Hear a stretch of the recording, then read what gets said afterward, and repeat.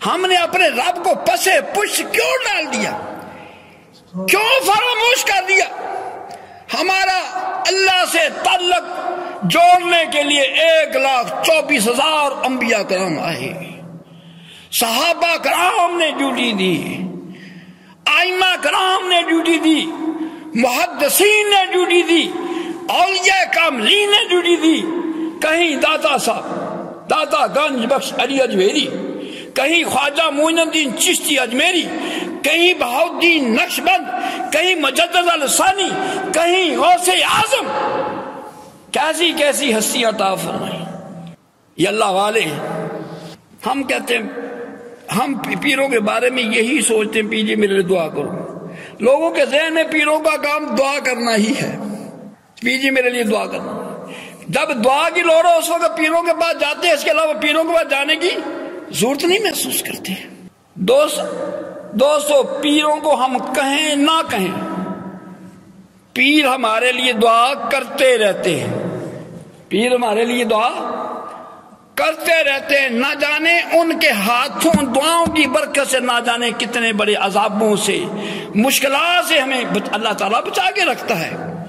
غوث اعظم رضی اللہ عنہ کو کہ آستانے پر جبہ چور، آپ کا جبہ چوری کرنے کے لیے چور آیا، آپ عبادت میں مصروف تھے، وہ صفوں میں چھپ گیا۔ خضر علیہ السلام آئے، عبد القادر فلانے علاقے کا کتب فوت ہو گیا ہے، وہاں کے لیے کتب کا بندوبست کریں۔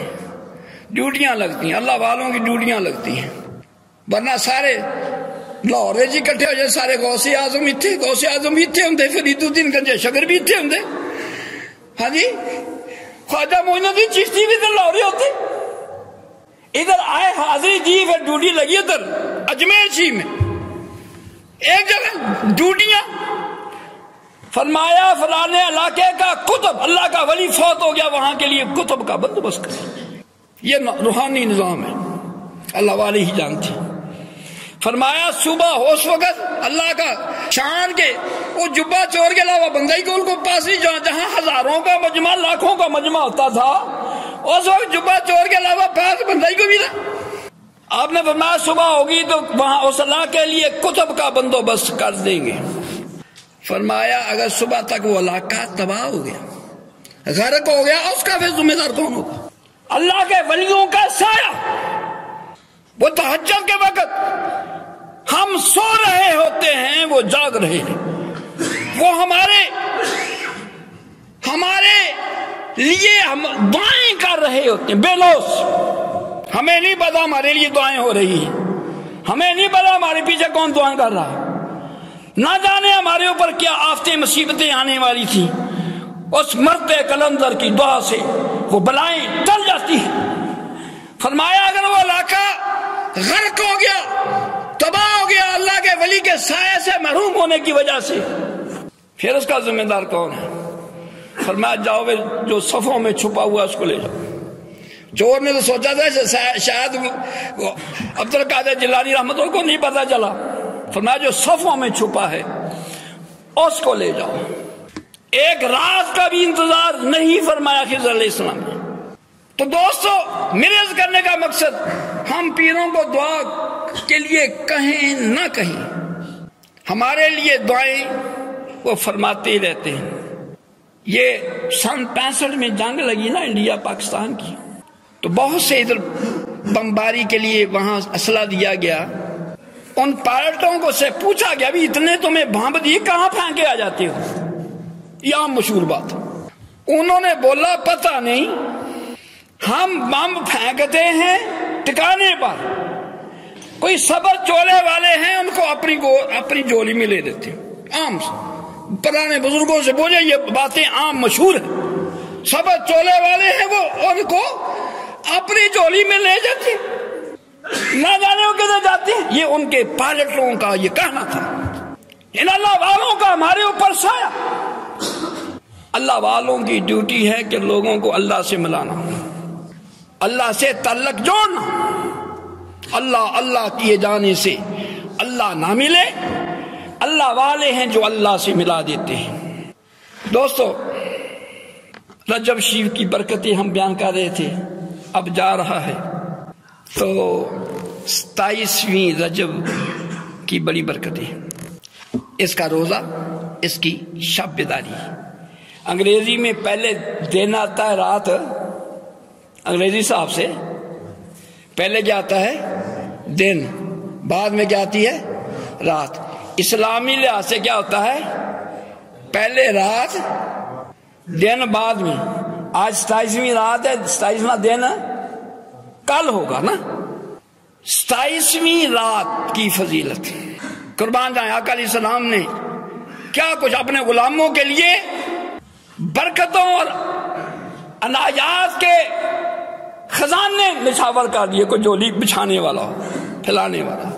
آقا علیہ السلام نے فرمایا جو شخص 27ویں رجب کا روزہ رکھے، روزہ رکھنا اتنا مشکل کام نہیں ہے اگر ایمان ہے، ایمان مضبوط ہے، قائم ہے۔ ایمان کمزور ہے پھر بڑا اوکھا ہے، پھر تو گرمیاں نہیں ہے، پھر سردی کا بھی اوکھا ہے۔ اگر اللہ کی فرما برداری کا جذبہ ہو، اللہ سے محبت کا جذبہ ہو، روزہ رکھنا کوئی مشکل کام نہیں ہے۔ اگر ایمان کمزور ہے، نبی علیہ السلام سے تعلق مضبوط نہیں ہے، ایمان مضبوط والوں نے تو محبوب کے نام پر اپنی جانے نچھاور کر دی۔ ایک صحابی رسول صلی اللہ علیہ وسلم سے پوچھا گیا بھی آپ کا حل بازو ایسے کیسے سوکھ گیا ہے؟ انہوں نے بتایا کہ ایک جنگ میں جب تیر اور تلواروں کے وار ہوتے ہیں، غلام آپ کے آگے ڈھال باندھ جاتے، مجھے تیر لگ جائے میرے کریم آقا کو نہ لگے، ہمیں تو گھر بیٹھے اسلام مل گیا۔ صحابہ کرام سے پوچھو اسلام کی ویلیو کا۔ انہوں نے فرمایا تیر آیا، میں نے آگے ہاتھ کر دیا، تیر میرے ہاتھ میں لگ جائے میرے نبی صلی اللہ علیہ وسلم کا نہ لگے، اس تیر کی وجہ سے میرا ہاتھ شل ہوا ہے۔ آج کا مرید ہوتا سرکار میرا تیر لگا جی دم کر دیں، نہیں، کہتے ہیں فدا کا امی و ابی یا رسول اللہ، یا رسول اللہ میرے والدین بھی آپ پر قربان۔ تو فرمایا جو 27ویں رجب کا روزہ رکھتا ہے، اللہ تعالیٰ اس کے لیے 60 مہینے کا ثواب لکھتا ہے۔ 60 مہینے، ہم کہہ سکتے ہیں اتنا دیا سرکار نے مجھ کو، اتنی میری اوقات نہیں، یہ تو کرم ہے ان کا، ورنہ مجھ میں ایسی بات نہیں۔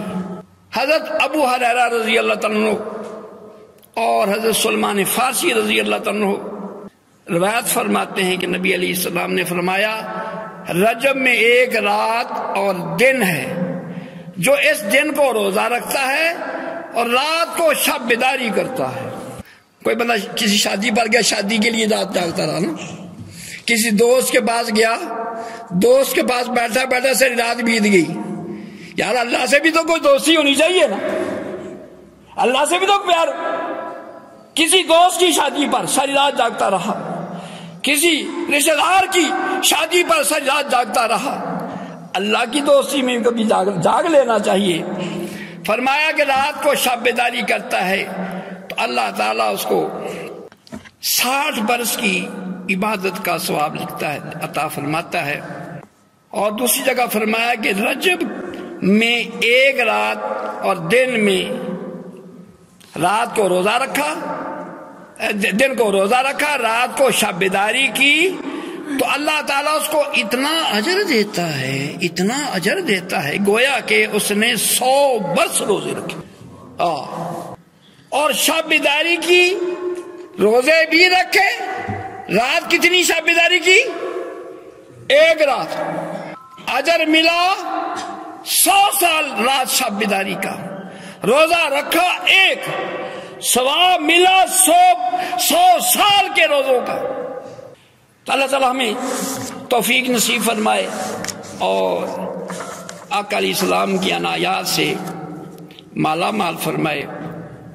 اگلا جمعہ جو ہے وہ انشاءاللہ شعبان شی میں ہوگا، وقت تو ختم ہو گیا ہے۔ شعبان کی پہلی رات انشاءاللہ شب بیداری ادھر کریں گے 27ویں کی، اس وقت وہ پہلی رات کی فضیلت بتائیں گے، اب وقت نہیں ہے تو پہلی رات کے نوافل کی فضیلت جو ہے وہ بہت عظیم ہے، وہ انشاءاللہ ہم بیان کریں گے. انشاءاللہ شب بیداری ہوگی. شب بیداری پیر اور منگل کی درمیانی شب انشاءاللہ بن رہی ہے. اللہ تعالیٰ ہمیں توفیق نصیب فرمائے.